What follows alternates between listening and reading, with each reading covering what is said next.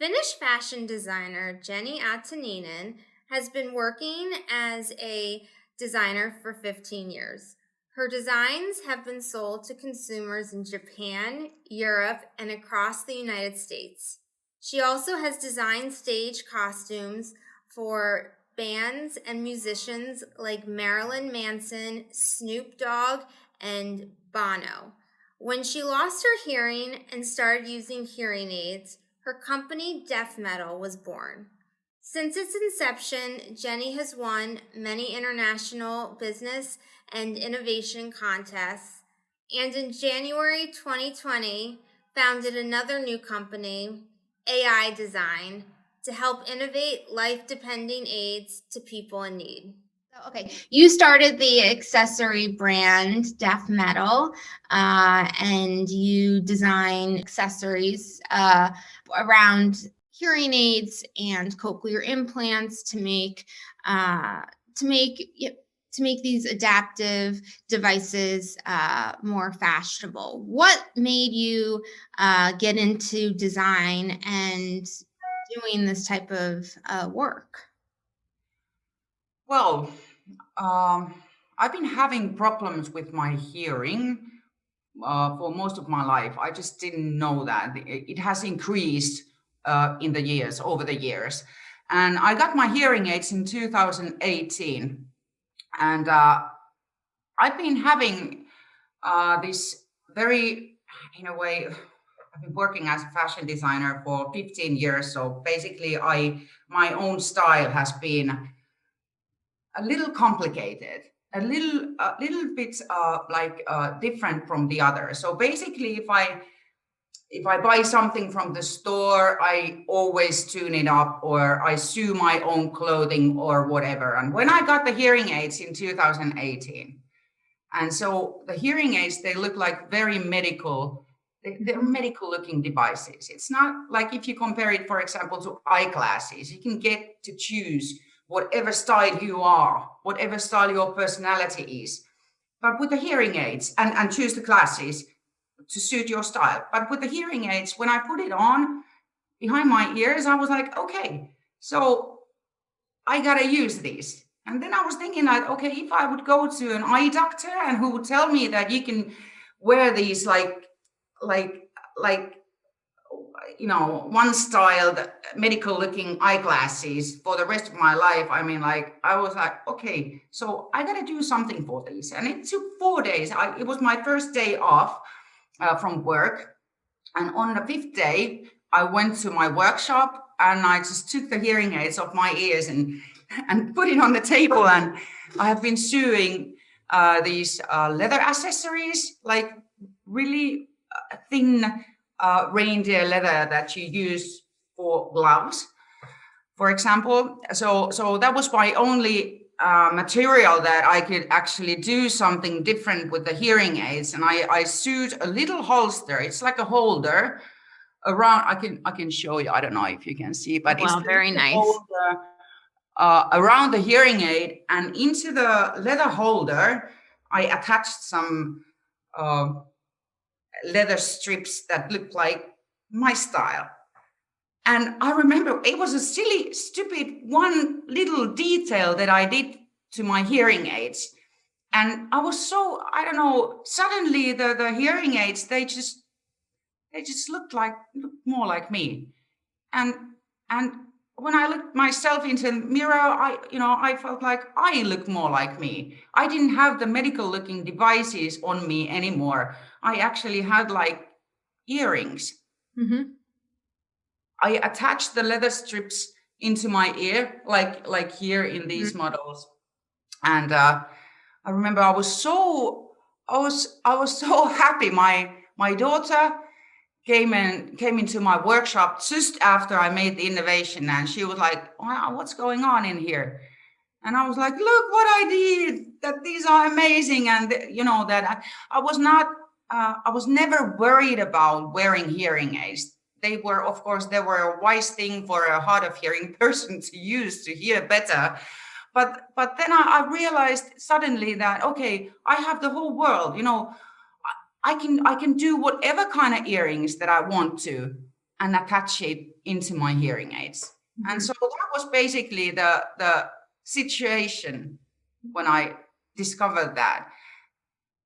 And since that, I have been doing a lot of different hearings. Well, I mean, like earrings, which you attach into your hearing aids. And when I was doing the first post to Instagram and Facebook, I was not trying to sell anything. That was the same evening. I told my husband to take a picture of my ear, and I just wanted to tell all my customers that, okay, so I have invented this kind of hearing aid jewelry. I didn't know what to call it. So I just, it just came into my head like a hashtag, death metal. And I started to laugh, and then I just put the hashtag death metal there, and it spread out like so wild. I mean, and it just stayed. So that's the name of my brand now, death metal. Right. It's amazing. I love it. And so where do you draw the inspiration to create these different types of accessories for these medical devices? From people. Okay. Yeah. So before I was working as a fashion designer, I basically designed for myself, only for myself, because I had my own style. And, that's how, if you're a fashion designer and you want to have your own line and you want to do only the things that you love doing and see the shapes and, what you think are good or beautiful or whatever. So now I get all my inspiration from other people, because after I made the innovation, I kind of course, you can be, what age, what gender, genre, whatever, from whatever culture that you are. So basically, I have to design to everybody. And the most challenging is the men, like, let's say, over 50, because, usually people, women and children, they are the ones that are interested in these kind of, like these cochlear implant jewelry that I make. So, but men, they are more pragmatic. So if I design hearing aid jewelry for men, it has to be more like sporty designs, not like jewelry looking designs. But that's only logical. Right. So you get, which is great. So you get a mix between females and males. It isn't. Do you think you cater more to females, or do you think that there's an equal balance between females and males? No. I get like quite challenging questions from men that want to have like different hearing aid jewelry, but no, I design for women. Okay. Yeah. Well, I mean, and that would make sense. I mean, fashion is definitely much more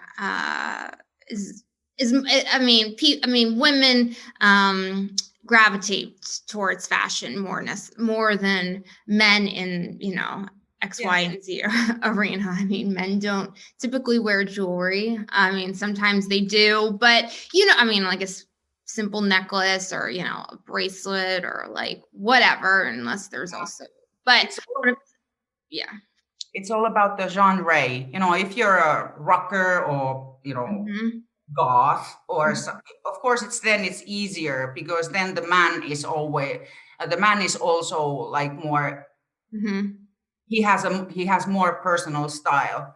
But in general, if I design to men, it has to be pragmatic design. It has to have something to do with football, playing football or going jogging or sweating too much and preventing that. And, but for women, we are women. We love these beautiful things. We can wear whatever kind of jewelry, long and short and, colors and flowers and whatever. So basically, I have so many designs for women, and I'm still working with the man. Nice. Okay, well, nothing happens overnight. So, it's a work in progress on everything. So when you create these fashion pieces for these devices, do you work alongside any medical professionals, such as audiologists, in order to make sure that, quote unquote, the hearing aids or the cochlear implants actually still like work to its maximum benefit, even though that there's like an accessory a part of it? Yeah, I do. The most important group of professionals that I work with are exactly audiologists. Okay. And, I have also designed 2 different collections to hearing aid manufacturers, to Swiss Phonak and to Danish Resound.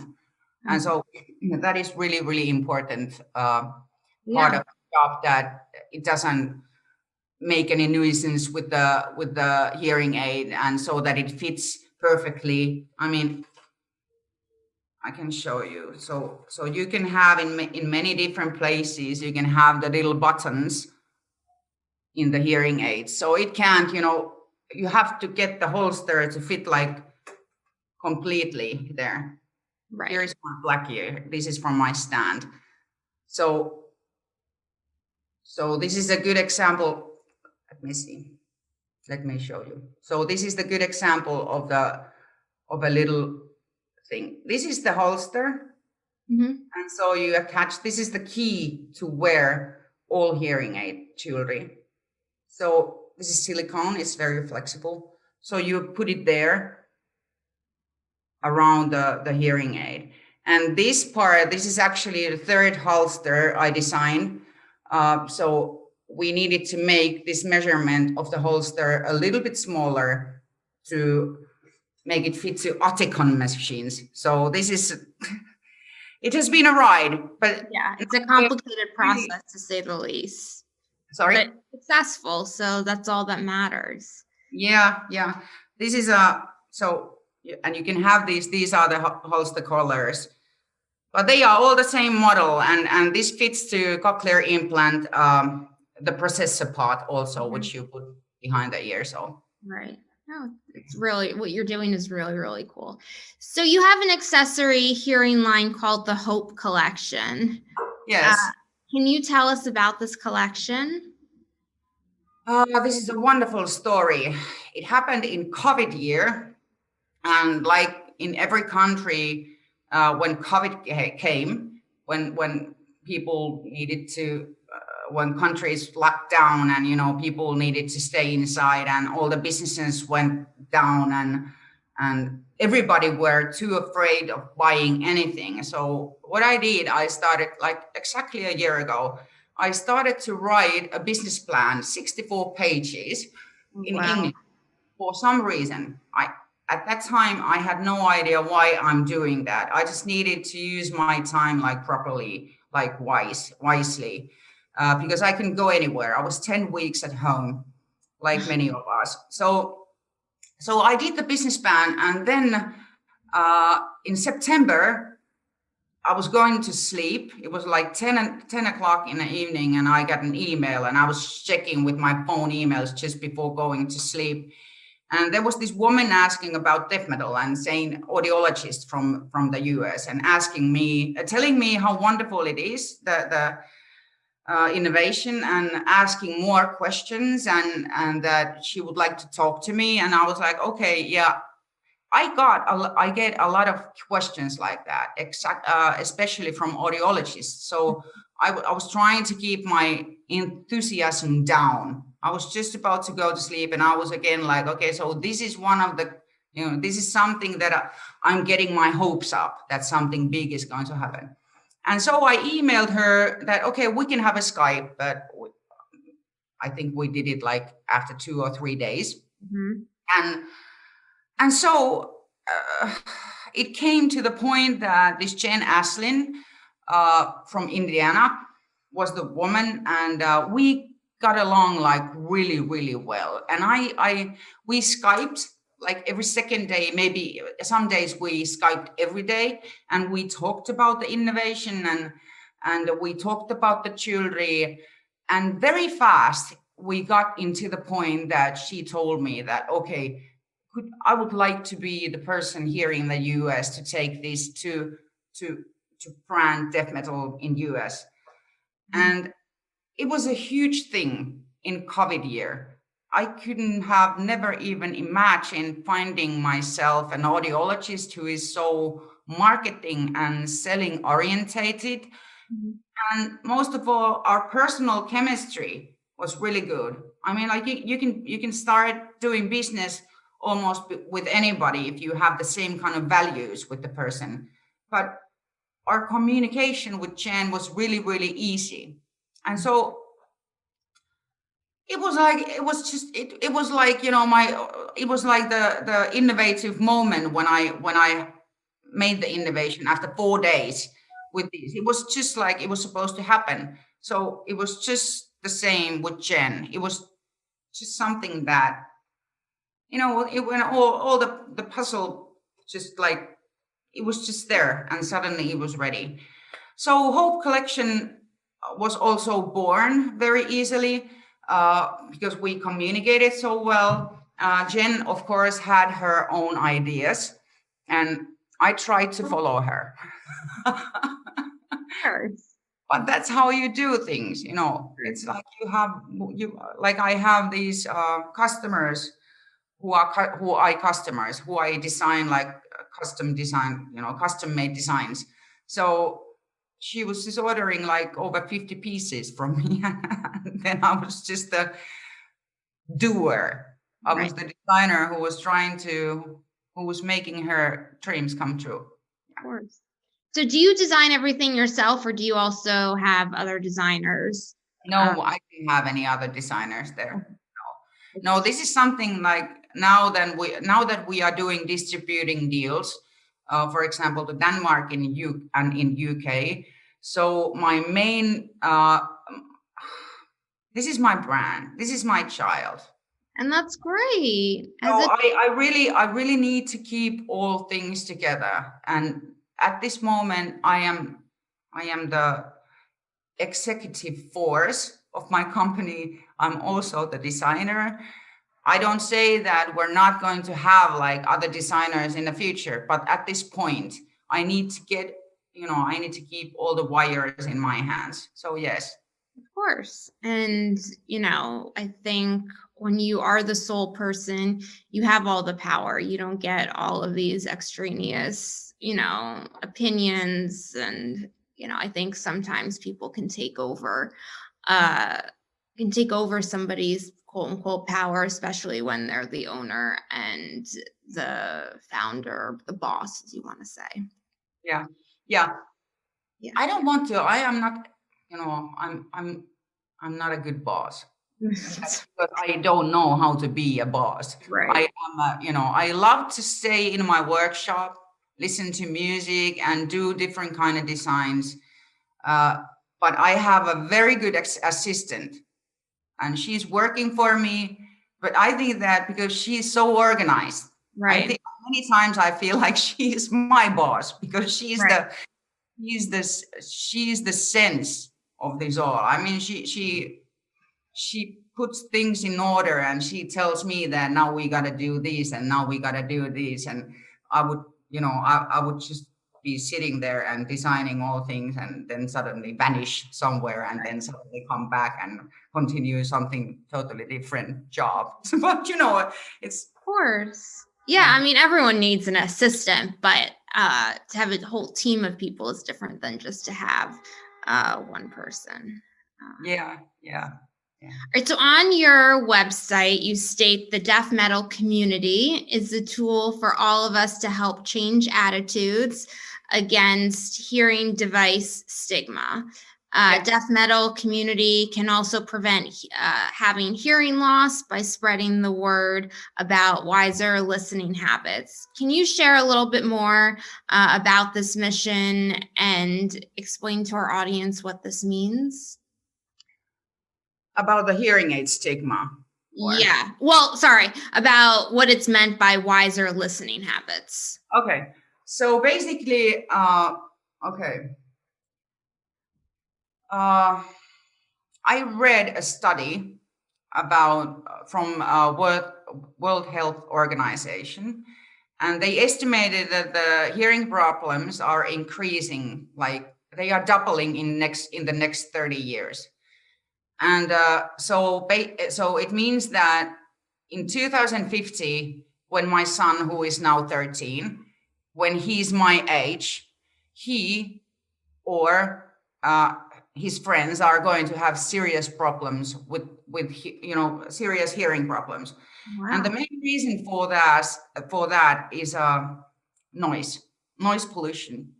So as you know, maybe yourself, we are all the time, we are listening something. We have all these ear pods and it can be like just music or listening to podcast or something, but we're listening so much all the time.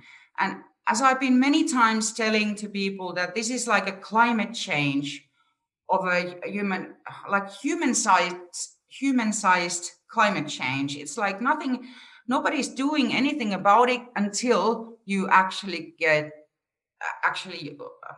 when you see that there is something wrong and you would have to act, but in a way it's too late. That's the same with hearing problems. It's like you can't fix it anymore. Well, you can fix it with hearing aids, but you can't fix your own natural hearing anymore. So this is something that I have strongly seen that nobody's doing, and nobody's talking about it. Nobody's talking the hearing problems. And I think that one reason for that is the thing that there is nothing sexy about hearing problems. I mean, like if you have a bad eyesight and you are wearing eyeglasses, you can buy yourself like really, really cool looking eyeglasses. I mean, it's, but the hearing problem, it's just, if you damage your hearing and you get the hearing device, you don't even want to have the hearing device. So what we've started to do is to like manifest about these things. And I have written a little presentation for artists and bands, because I've been working like in the past 15 years when I've been doing this fashion design. I have been doing designing stage costumes to artists and bands. And so I know that industry very well. And that industry is also the best, like they are the noise doers, the bands, and they are doing all the music that we are damaging our ears with. And I love to listen to music. I'm not saying that we shouldn't listen to music, or because I would die without music. But I have realized that the bands and the artists, the singers especially, they could be the right ambassadors to talk to their fan base about these hearing problems. I mean, like in a nice way. I will give you an example. Like if you're a singer in a very popular band, you could tell to your audience that it is so nice that you are listening to our music, but it would be so much nicer if you could actually hear them after 20 years also. Like when you're listening to our songs, please listen carefully. So this is something that I am dedicated on doing also. Yeah, of course. I think it's great. So what is the best advice you can give to somebody who wants to start their own brand? Okay, so that question came out of somewhere. You can give them one piece of advice. Yes. So whatever kind of, I can talk only from creative entrepreneurs' perspective, but when you have the idea and when you have the fire on doing something, and even though it sounds and feels crazy, you gotta, just believe in yourself. I mean, you gotta stick on that core of that flame. I mean, you gotta stick on there and believe in that. No matter, people are coming and they are like this death metal, I have been having this kind of a hate mail, not much, but hate mail from few people who have been older people, and they have been like really offended by the fact that I talk loudly in public about hearing aid stigma, because they think that the more I talk about it, the more there will be stigma. And I'm like, okay, you can keep your opinion, because I believe just the opposite. I feel like if we talk about it, then people don't feel that ashamed anymore. But this is a good example about believing in yourself. I mean, I could have stopped. Somebody else could have stopped there when you start to get criticism. But there is always some people that are questioning everything you do. They are laughing on what you do. But you just got to stick on that core. If you believe it in yourself, just do it. Yeah. That's great advice. So as an entrepreneur, what has been your greatest challenge to date, and how have you overcome it?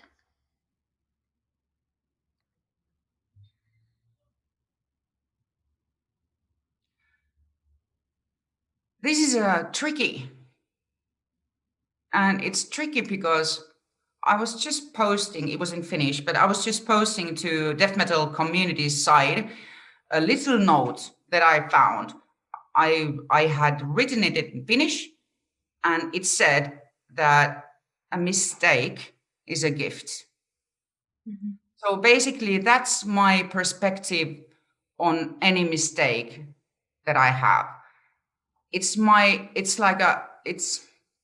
like a possibility to grow stronger. Mm-hmm.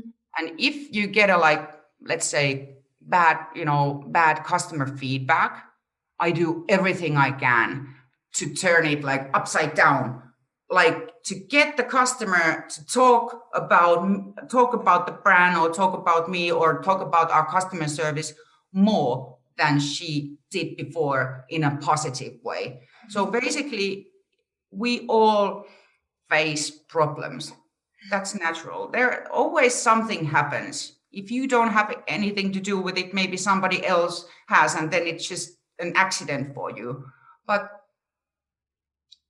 I consider all the mistakes that happens, or challenges, they give me power. Mm-hmm.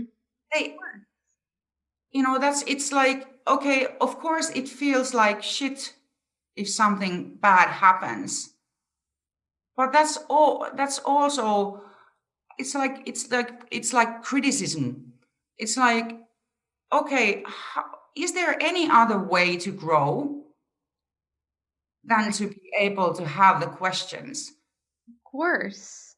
So I don't, of course there has been many things that has happened, and not just good things, but bad things. But I feel like I have just become, I'm a tougher woman now. I think we're all tougher women because of the challenges. I mean, you kind of had already mentioned it, but life is not a straight line. I think life would be quite boring, and it would be boring if we were all the same. That doesn't make life. And I do think, like you had said, that obstacles and challenges make us tougher people, and help us grow in a lot of different ways as well. Yeah. So what current projects are you working on, or death metal is working on? Oh, sorry, what? Oh, I'm sorry. And I hope I got to keep track of how fast I'm speaking. What projects are you working on? Okay. So the project, we're growing. We get a lot of questions from all around the world. We got a world map yesterday, which I'm going to put on that wall. It's the size of that wall. And so there are so many things happening at the moment that Okay, so I have one design here in the table. Just before you started to interview me, just before we connected, I was doing this new design, which is on my table here. And this is not the workshop now where I'm at. I just needed to take the pieces in here. And maybe after this phone call, I will just continue doing that. But in a big shot, in a big picture, we are starting to sell in UK. So that is something that I'm working on now. And also with the Denmark project is really huge. Mm-hmm. And then there has been a lot of questions from South America. Mm-hmm. So there is Brazil, Colombia, and Mexico. But before we can even start about selling there, I need to sit down and learn a lot about customs. Yeah. So basically I'm doing creative work and I'm doing this paperwork, mm-hmm. and I'm doing I'm learning about customs, and there's a lot of things I'm doing at the moment. What would you like to say, if you have any advice or just, I guess, maybe words of wisdom or kind of a message that you want to convey to our community about hard of hearing, about fashion design for those that have disabilities, starting your own brand, you name it. Yeah, I would say the same that I said from the mistakes. And and about the things that some people think that make you weaker. Mm-hmm. In my experience, the people who have had a rough childhood, who have had disabilities, who have had to have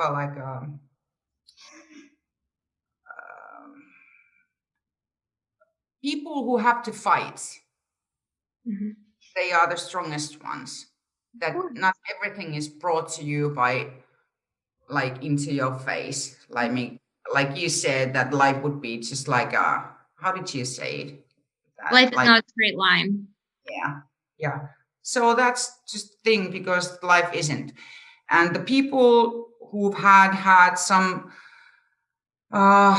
possibilities, not mistakes or not disabilities, but like possibilities to grow, mm-hmm.